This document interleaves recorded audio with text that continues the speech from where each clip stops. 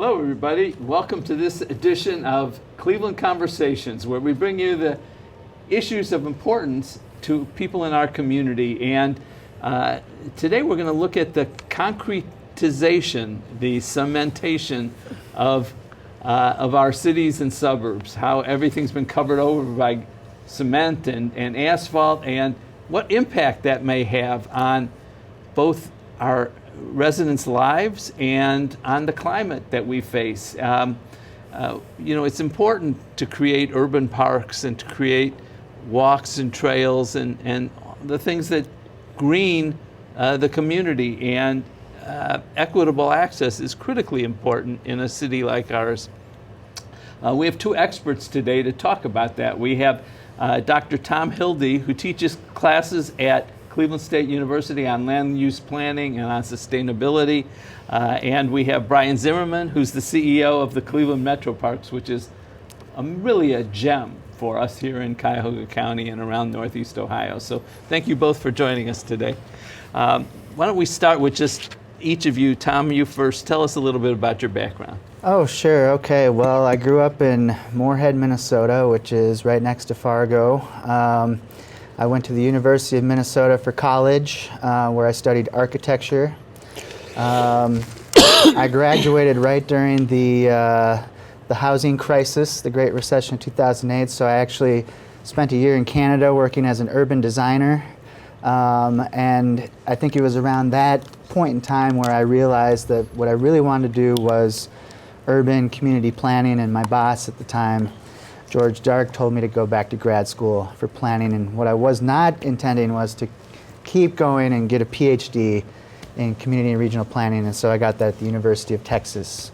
And now you're teaching here at Cleveland State. And since then I've come to Cleveland State, and I'm happy to be here. Okay, Brian, how about you? So I can say I'm from the west of the Midwest. So I'm from Madison, Wisconsin. So on the other side of the Great Lakes.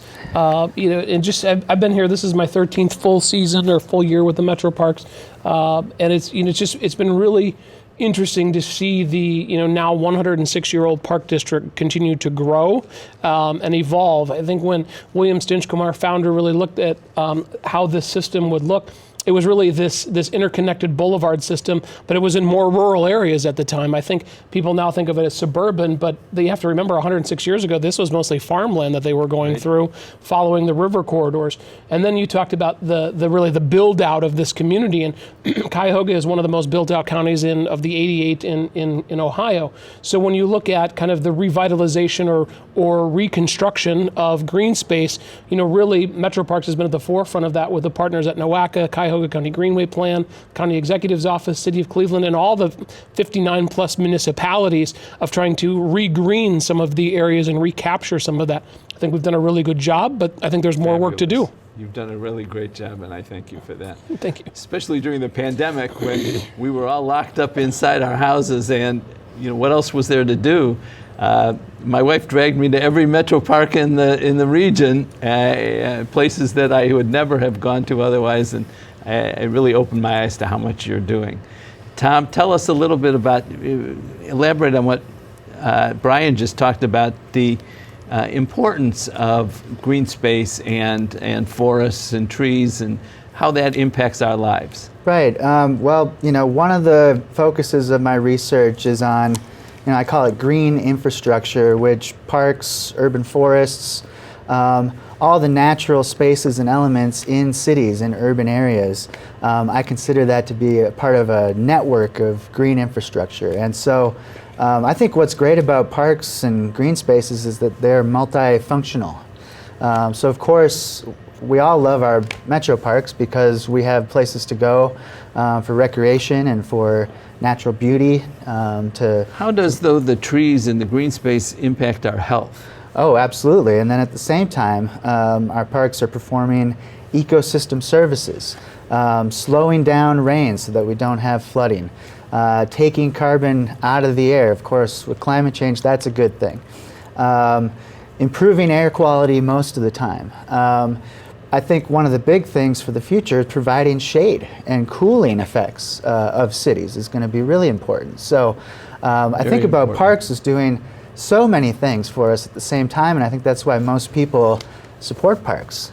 Brian? I think it's interesting that we talk about all of those things, but we like to focus on the economic impact. So all of those things can be quantified through the Trust for Public Land study. When you talk about carbon sequestration, you talk about stormwater runoff, stormwater management, you talk about the proximate principle, land closest or adjacent to a high quality park have a higher value, so recreation value. So we know that each year annually the Metroparks gives back over $900 million worth of economic impact to the region as told by the Trust for Public Land.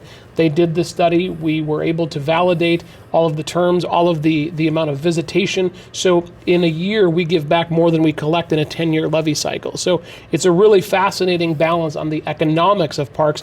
And then we've been able to basically, we're the only park district in the country that's taken our carbon footprint and actually monetized the forest and actually put them out on the carbon credit market and sold them to actually help reforest our 106-year-old park district. So on your website, it talks about, I pulled 3 things off: providing recreation, protecting nature, inspiring conservation. Talk about how the Metroparks does each of those 3 things. What's fascinating is that that's the mission statement. And so what I think is really unique about that, we have so much data. That mission statement was created from 4 10-year cycles of surveys from members of the community, and those were the words that actually came through for the last 4 decades. And so that's how the mission came forward to carry now through our next century of stewardship. So connecting communities has got to be one of our key focuses. As we talk about this built-out environment, we talk about 880. Whether you're 8 years old or 80 years old, you should have an 8-minute walk to a park. Our goal continues to champion that. We talk about environmental justice areas. We've increased our land holdings and connections by 25% in EJ areas, environmental justice areas in the community. So we are doing the work very, very specifically. We talk about trails on the waterfront. How do we connect that? Built out environment. Sometimes it's not easy. It's not intuitive. We have to work through others to get results. Well, you talked about the lakefront, the waterfront. First of all, what the Metroparks did for Edgewater Park is astounding. Well, rather than me talk about it, why don't you talk about the improvements that have been made at the Edgewater and then along the whole lakefront? Well, it's really been more than a decade, which is hard to believe. The 10th anniversary just happened, and we think of all the things of where we started to where we are now. We're actually very mindful that the state of Ohio, ODNR was the steward, and they did put a lot of work into it. The final few years maybe weren't as exactly how they wanted them to go, but the Metroparks really has taken a local interest in them. So not only the investment of the beach house, the trails, the trail connections along Wendy Park, Whiskey Island, the bridge to connect the community that was bifurcated by the free railroads. We're really good at cutting people off from access, and now our goal is to try to build those things back up. When we talk about our concept of the trail from East 9th, East 55th, we've got a new plan to build a community boathouse for the community and environmental justice area. You think of the work we just bought, the Hornblowers boat. We'll have the first and only education facility on a Great Lake. So we are really doing a lot of work, and I glossed over a number of different things, but this team is really trying to meet people where it's at. The development that was right near Edgewater Park was stalled when we took the park over. Every parcel is sold and or developed at this point in time. So the economic value has been created by a high quality park experience. Now that's something that we could talk for a long time.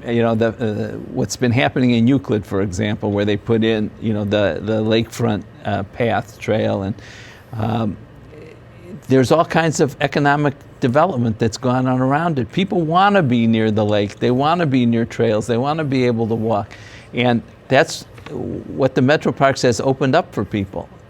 Not only here, on the lakefront, but when we talk about in the suburban side of things, there were missing gaps between North Royalton, Broadview, and Brecksville. We completed a section of trail there. We're working in the city of Solon. We're working in so many unique communities to make connections. And, really it's kind of this ready now theory. The towpath really created this spine, this interconnection all the way down. Hopefully we're going to get to Dover, New Philly area here. We're past Bolivar, Zor, we're working our way down there. But then all these regional connections, whether it's the Slavic Village Trail Connector, downtown to Broadway. There are so many unique opportunities for us to partner The Cuyahoga County Greenway Plan gives us the blueprint by which we can be competitive, whether it's for local funds, state funds, or national funds through the infra grants. So NOACA is a huge partner in that, and then all the municipalities carry weight, and we have the reputation to build and maintain, and that's what people, they want a high quality park experience. They do not want to see something built and not taken care of. Tom, how do you deal with cities and businesses when they're, cities are talking about bringing more businesses in, and that means more concrete and more asphalt. How do you balance the need for development, the need to create jobs in a community with the need to also have green space? Well, it's complicated. Sustainable development is really all about competing priorities and finding the right balance or compromise to make sure that community interests are being implemented. I think a good example of that, I live in Cleveland Heights, and so the Lee Meadowbrook development was, it went up for a question to the public whether that should be a park or whether that should be a development. And it feels like we kind of landed at something in the middle where we do get some new housing, some new jobs, and then a pretty nice sized park as well. When you talk about, a situation like that, where I'm familiar with, Acacia was a golf course. That closed up, and it was near Beechwood Place and near Legacy, and I think a lot of the people were concerned that was going to become another development. Metroparks took it over, and it has become a jewel for the East Side. How do you talk to businesses about the need to do that? I think it's also enhanced development around it. Absolutely, and I think Brian raised a good point earlier about how parks are assets. And so countless times I think community development has happened around investment into a park, improving the built environment, the green space in the neighborhood. And again, when making decisions, depending on the context and the location, this idea of access to park space is of very high importance. To me, it would be competing with priorities such as creating jobs or new housing. How do you balance that? Brian, you want to comment on balancing? Because you mentioned the need to have partnerships. You have to work with cities and businesses, all the time. I've seen it myself, how you have to maneuver the politics of that sort of thing. How is the balancing done? Very carefully, quite honestly. Some of the best advice, you get 2 ears in one mouth, use them accordingly. Use them, listen first and then try to respond. And I think, when you have, some shared goals and, the world that we live in, we can't just be the purist where everything has to be green space. You have to have this balance. You have to have an ecosystem. Cleveland needs to be a thriving city, so we need to have, an economic base, whether that's business development, a talent retraction. Cleveland State here, where we're sitting today, this is one of the most important assets besides Lake Erie. I mean, we need a strong, flourishing college where we're educating, where people want to stay and live. Having said that, the balance between the park district is finding commonality and a tax base. A lot of municipalities are putting on TIFs, tax incremental financing, and essentially shifting the burden. They're getting a 15-year abatement. We then, the parks, don't get the benefit of that for the 15 years, but then after that we get the benefit. But without that, it'd be very tough in this economy to be able to put some of these projects on the ground. So sometimes it's a push and a pull for the greater good of the region. We continue to try to find those balances where best we can, knowing full well that we're a really built-out community. Again, I think we're the most built-out community of any county in Ohio. I'm going to switch gears for a minute here. When I moved back to Cleveland area 40 plus years ago, we had a zoo. And to be honest, the zoo was not the best. It needed a lot of work. It was old style, if you will. I mean, cages and limited space, and anyhow, it wasn't a great zoo. You have turned that around. I mean, this zoo, well, you tell me. As far as I am aware, it's one of the top zoos in the country now. It is. The investment that's been put into this zoo is tremendous. How do we justify that as a community? Do you find that that's a economic driver as well? And talk about the zoo a little bit. I think from a big picture, the zoos have a very unique place in community, and when you look at starting out on Mondays, it's free Monday. So the barriers to entry to our zoo on Mondays, it's free. So if you're a Cuyahoga County resident or Hinckley Township, you get access for free. Having said that, the drivers and the surveys and the things that we've done over the last number of years have really told us a number of really positive things. One, people want to see less animals in better habitats. And so if you look at the mindset over the last 10 years, where we basically trying to do a $10 million project a year, which is over $100 million, that is a positive thing. It's changed the pace from African elephant crossing to the Roseboro Tiger Passage to the Susie's Bear Hollow to Asian Highlands to the Daniel Maltz Rhino Reserve. I mean, the list goes on. Yeah. Now, we've been very complimentary with some revenue opportunities. The Cleveland Zoological Society, our philanthropic arm, raised funds for the carousel. All the funds from the carousel go back into what I call the unsexy capital projects: roofs, roads, gutters, electric. We put in a zip line. So we've added some unique balance so that we have a really cradle to grave model. So whether you're a small child or you're in your 80s, you have an opportunity to come to the zoo. We've done drive-through zoos. So we have really tried to enhance. We're also embarking on what we call the sesquicentennial plan, which is the Zoo 150. We have a $100 million plan to build a brand new gorilla exhibit on grounds, enhancing the rainforest, enhancing the orangutans, guest experience. We experience winter here 3, 4, 5 months out of the year, depending on.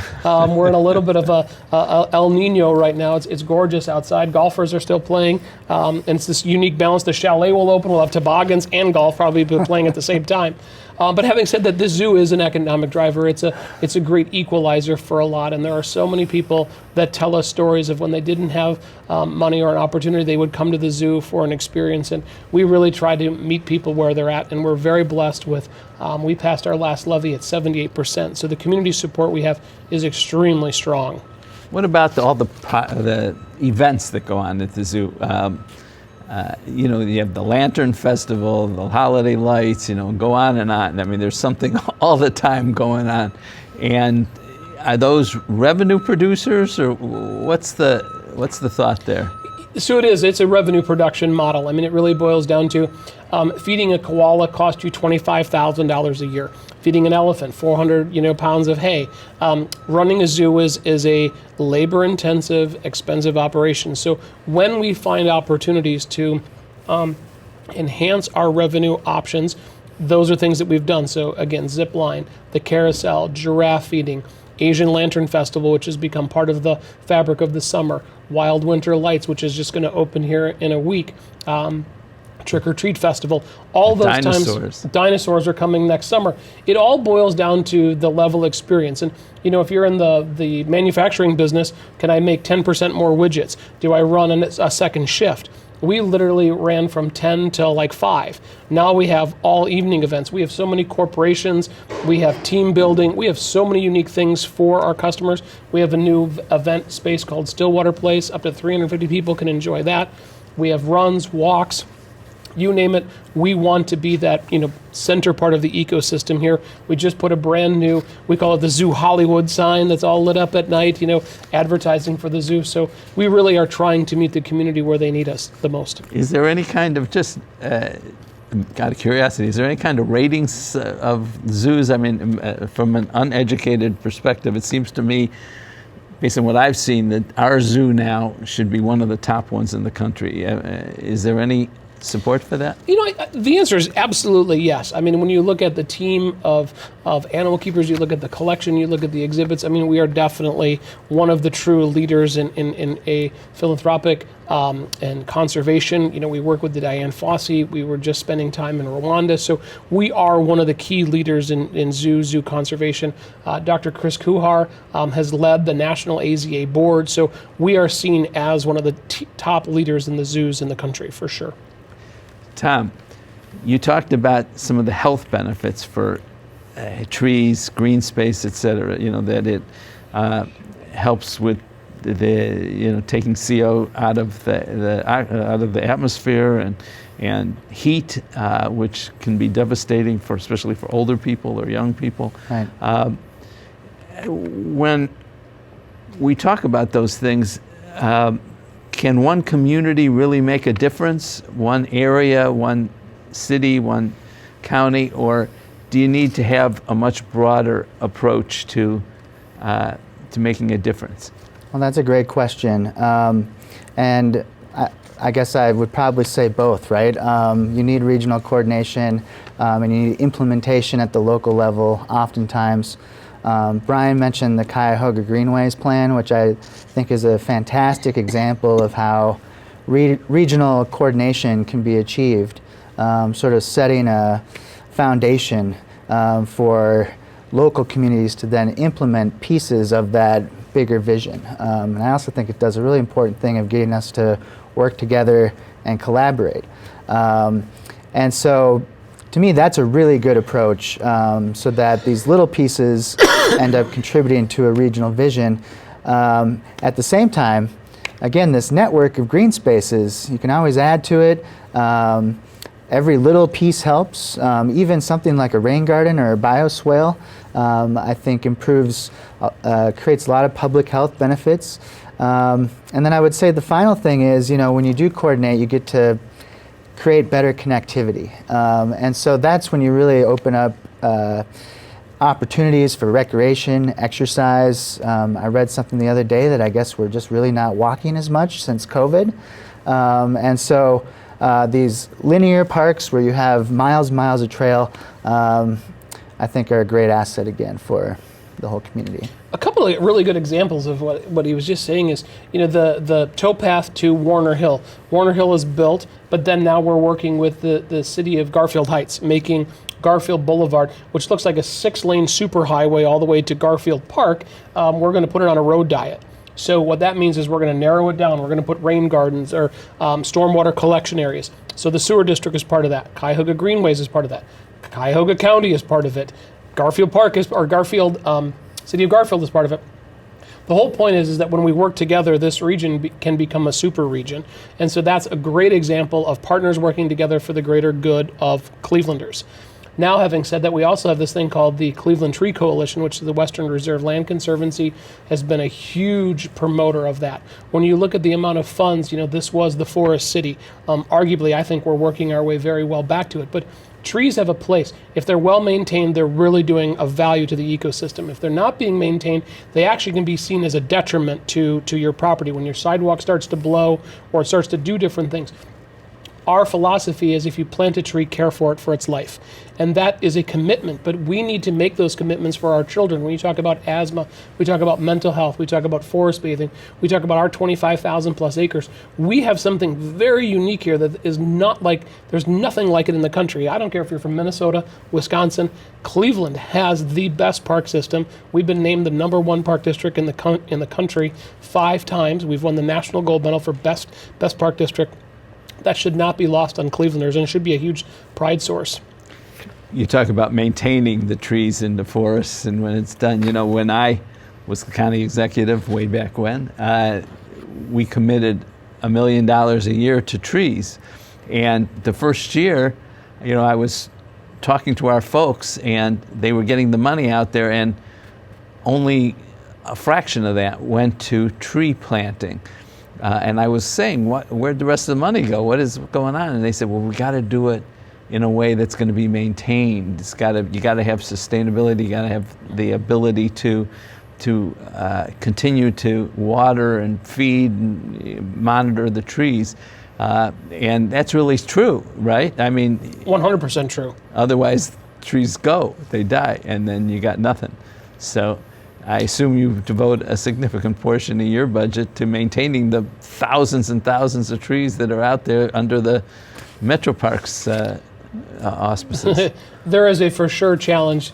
It's interesting when you look at the amount of forested acres, and again, we're blessed to be able to monetize that forest health. I think one of the things that we've seen, the shifts in temperatures, I would argue we're in November.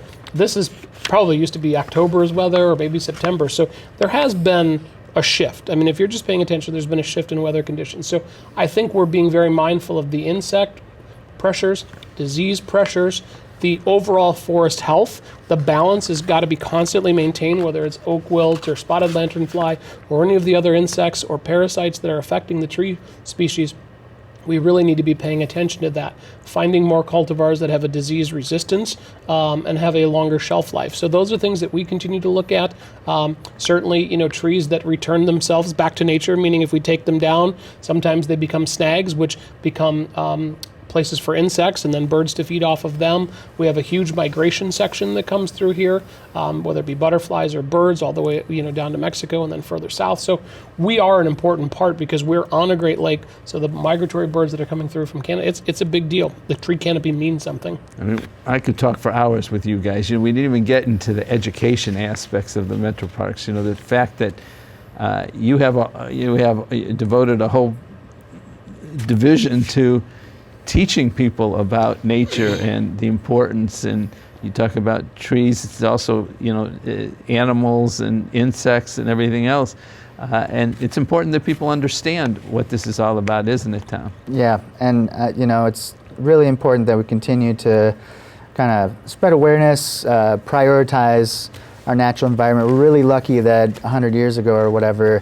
we preserved what are now the Metroparks, because the entire county is urbanized at this point besides the Metroparks. So having foresight and stewardship of the environment is so important. I like to put in the education. I think we all can be educated daily about something. I think we're always trying to learn and expand. Our 150 plus educators, they work very hard at finding that next Aldo Leopold, someone that's going to, take the cause, or a next Diane Fossey. You never know where, inspiration will come from. And when you have institutions like Cleveland State, you have, the Cleveland Metroparks, we really have a unique opportunity to educate in our own hometown and stay in an ecosystem that you can really make an impact. And so our educators, we're very proud of what we do. We partner with the food bank. Sometimes, the summers become very challenging for food deserts in some of the in some of the more challenged areas. So we're partnering with them. We've got this new barge. We're talking about Lake Erie. I think there's so many ways that we can reach, children along the way. Well, that's a great way to close this interview. You both are great educators. You're teaching our students at Cleveland State about the importance of sustainability and land use and how it impacts all of us. And you do that every day with what you do at the Metroparks. And as I started, the Metroparks are a tremendous gem for us in this region. And I know that we really appreciate what's going on in the reforestation of the forest city. So thank you both for your work, and thanks for coming in and talking to us today. And thanks all of you for watching, and we'll be back with more.